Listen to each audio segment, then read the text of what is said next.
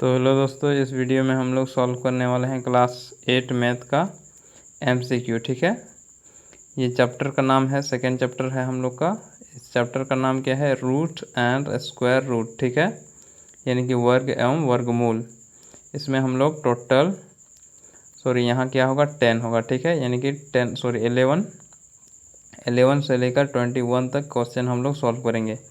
कहाँ से कितना तक? 11 से। ठीक है, यहाँ प्रिंट मिस्टेक है, यहाँ क्या होगा? 11 से लेकर 21 तक। ठीक है, और ये हमारा क्लास नंबर क्या है? 4 है, और ये हमारा टारगेट है A+ स्कोर करना बोर्ड एग्ज़ाम में। ठीक है, तो चलिए आज हम लोग इसी को कंटिन्यू करते हैं। तो क्वेश्चन नंबर 11 से आज हम लोग शुरू करेंगे। ठीक है, तो यहाँ देखिए क्वेश्चन नंबर 11, ये है हमारे पास क्वेश्चन नंबर 11। ठीक है, क्वेश्चन नंबर 11 में कहा गया है निम्नलिखित में कौन वर्ग संख्या नहीं है? क्या?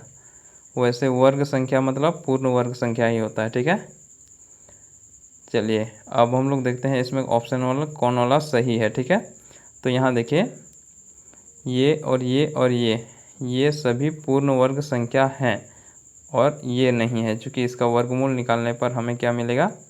एक पूर्ण संख्या नहीं मिलेगा। ठीक है, और इसका वर्गमूल निकालने पर हमें एक पूर्ण संख्या मिलेगा। ये किसका वर्ग होता है? ये किसका वर्ग है? ये वाला एक यहाँ देखिए कितना है? 1 2 3 4 तक है, तो 4 ठो 1 का स्क्वायर हो गया ये। उसी प्रकार ये किसका है? 1 2 ठो 1 का स्क्वायर, ये कितना है? 3 तक है, तो 1 2 3, ये 3 ठो 1 का स्क्वायर, यानी कि 111 का स्क्वायर है ये, और ये इसका है 1111 का है। ठीक है, चलिए अब हम लोग बढ़ते हैं क्वेश्चन नंबर 12। क्वेश्चन नंबर 12 में कहा गया है निम्नलिखित में किस वर्ग संख्या के इकाई अंक 1 होगा? यानी कि किस वर्ग संख्या, इसको यदि वर्ग करेंगे तो इकाई अंक क्या होगा? 1 होना है। किस में होगा 1? वो हमें देखना है। ठीक है, तो यहाँ देखिए इसमें क्या है? 3 है इकाई अंक, तो 3 का स्क्वायर कितना होता है? 9, तो इकाई अंक 9 होता है, तो ये नहीं होगा। ठीक है, उसी प्रकार इसको हम लोग देखेंगे 2 और 7 है, यानी कि 7 इकाई अंक 7 है, तो 7 का स्क्वायर करने के बाद हमें मिलेगा 37 49 इकाई अंक 9, तो ये भी नहीं होगा। उसी प्रकार ये भी नहीं होगा, इसका इकाई अंक 7 है इसलिए।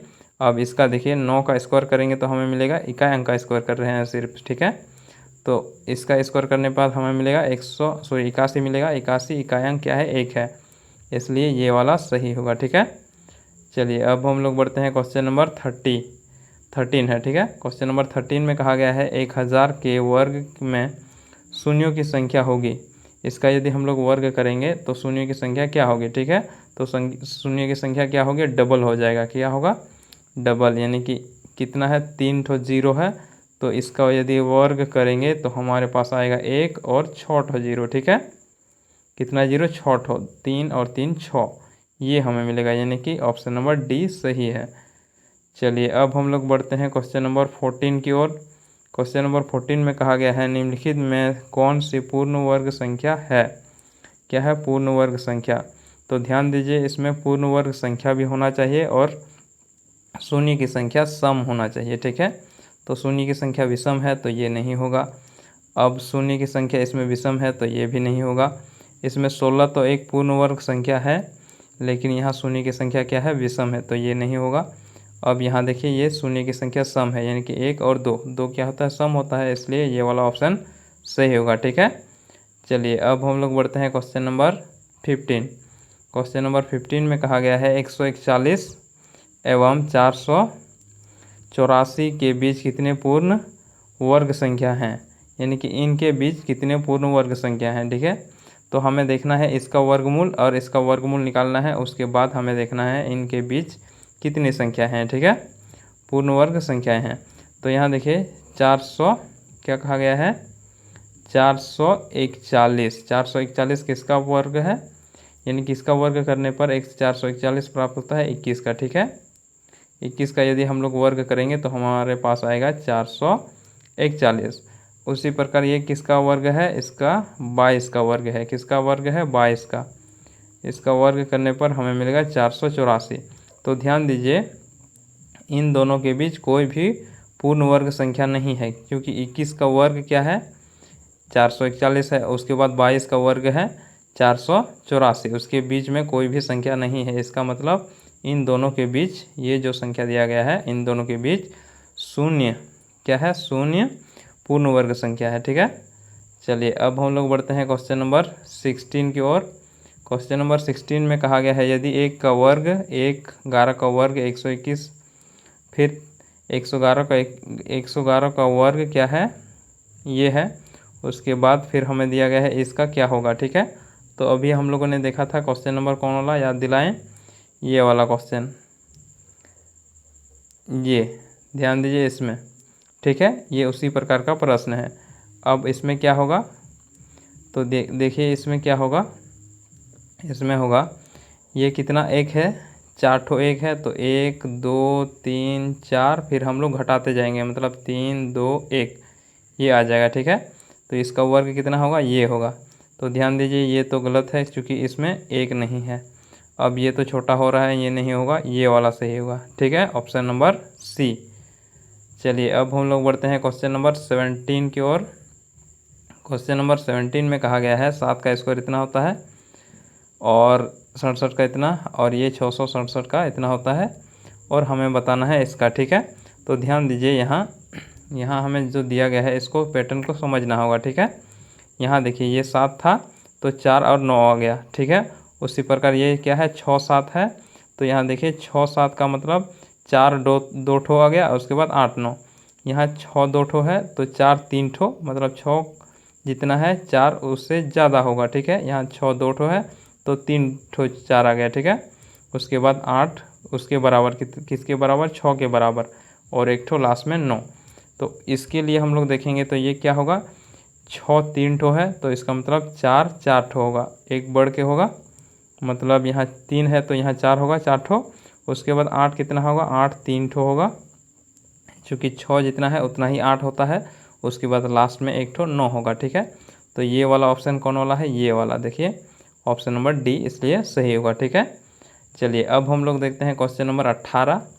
क्वेश्चन नंबर 18 में क्या दिया गया है, इसमें कहा गया है 6 का स्क्वायर और 7 के स्क्वायर के बीच कितनी प्राकृतिक संख्या होंगे। ध्यान दीजिए ये वाले क्वेश्चन जो है वो हम लोग पिछले वाले जो क्लास लिए थे उसमें भी सॉल्व किए थे इस प्रकार के प्रश्न को। ठीक है, तो उसमें हम लोग ने क्या बताया, हमने क्या बताया था, उसमें हमने बताया था इसमें से जो छोटा संख्या है उसको ही आपको क्या करना है, 2 गुना कर देना है। ठीक है, यानी कि 6 गुना 2, छोटे वाले संख्या को 2 गुना कर दो, वही होगा इसका आंसर, यानी कि उनके बीच की प्राकृतिक संख्या निकल जाएगा। तो कितना है, होगा 12। ठीक है, इसके बाद हम लोग ने इसमें गिना भी था। ठीक है, चलिए अब हम लोग देखते हैं क्वेश्चन नंबर 19।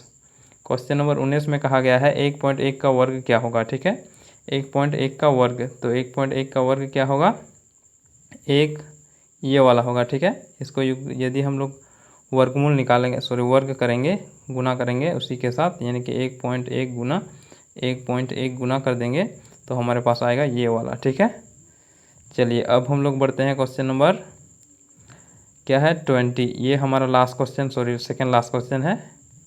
इसमें कहा गया है संख्या पैटर्न 1 4 9 25 में अगली 2 संख्या क्या होगी। तो यहाँ देखिए ये सभी क्या है, ये पूर्ण वर्ग संख्या है। क्या है, पूर्ण वर्ग संख्या 1 4 9 25। तो इसमें पूर्ण वर्ग संख्या किस में दिया गया है, इसको देखें तो ये नहीं है, ये भी नहीं है, और ये भी नहीं है। ठीक है, ये हमारे पास दोनों पूर्ण वर्ग संख्या है। 36 6 का वर्ग है और 49 7 का वर्ग है। ठीक है, तो ये वाला ऑप्शन सही होगा, ऑप्शन नंबर ए।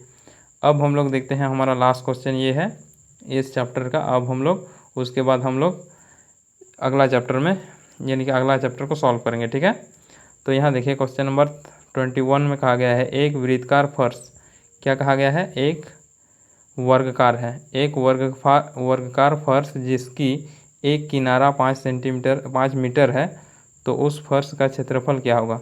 तो क्षेत्रफल को हम लोग क्या, यहाँ देखिए वर्गकार कहा गया है। ठीक है, तो वर्गकार का मतलब चारों भुजा बराबर हो, और इसका क्षेत्रफल क्या होता है, भुजा का स्क्वायर कर देते हैं। ठीक है, तो यहाँ देखिए 5 5, चूँकि चारों भुजा बराबर है तो 5 मीटर ही होगा सभी।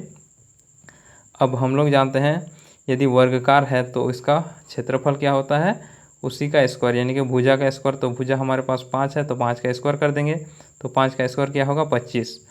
ध्यान दीजिए यहाँ भी 25, यहाँ भी 25, यहाँ भी 25, तो इसमें कौन वाला होगा, ठीक है। इसको जानने के लिए हम लोग क्या करेंगे, यहाँ देखिए क्षेत्रफल, ये हमारे पास आएगा क्षेत्रफल, और क्षेत्रफल को हम लोग मीटर, वर्ग मीटर में दिखाते हैं, ठीक है। तो इसका मतलब ये नहीं होगा, ये नहीं होगा, ठीक है। अब ध्यान दीजिए ये और ये, इसमें हमें मीटर, इकाई इसका मात्रक हमें दिया गया है मीटर, तो यही वाला ऑप्शन सही होगा। क्योंकि यहाँ हमें मीटर नहीं दिया रहता, यदि इकाई दिया रहता तो ये वाला ऑप्शन सही होता, ठीक है। अब हमें दिया गया है मीटर में, इसका मतलब वर्ग मीटर ही होगा आंसर, ठीक है। तो उम्मीद करते हैं आप लोगों को ये समझ में आ गया होगा। तो चलिए फिर हम लोग मिलते हैं नेक्स्ट वीडियो में नेक्स्ट चैप्टर के साथ, ठीक है।